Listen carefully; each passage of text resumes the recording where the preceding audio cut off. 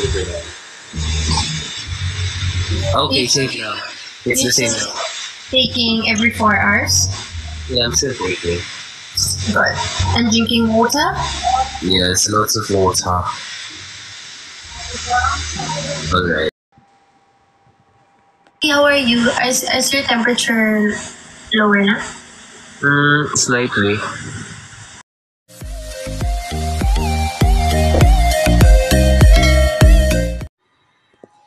Update Alexa ilakad Kidi Estrada. Kanina nga sa live ni Alexa kung saan ay nirelease na nga po ang kanyang music video na Kung Nagiging Tayo.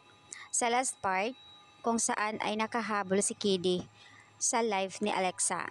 Despite na may naramdaman itong si Kidi, not feeling well nga at umabot ng 37, pero nandoon yung pag-alala niya kay Kidi. At ito ay tinatanong pa kung ilan na nga bumaba na ang kanyang lagnat, and sa kanyang pagiging caring, pagiging sweet kay Kidi, sobrang nakaka-proud kasi andoon talaga yung effort nilang dalawa.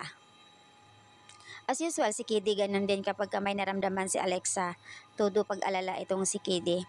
So, ganun din si Alexa kanina kahit on air, naka-live, talaga namang andun yung pag-alala niya at may pag-advise pa siya na kailangan every 4 hours ang paggamot niya. O, diba?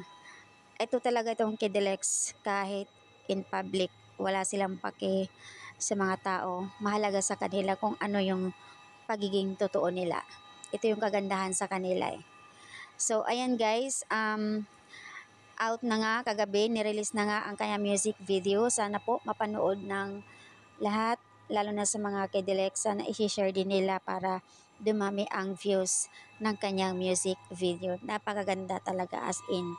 Sa comment doon ng Star pa PH, doon sa post, napakadaming nagbigay komento na ang sakit pala talaga, as in. Nakakaiyak yung kanyang music video, tago sa puso talaga. Yung iba nakaka-relate, as in. Ang ganda kasi, ang ganda talaga, promise. Kaya dapat panoorin nyo guys.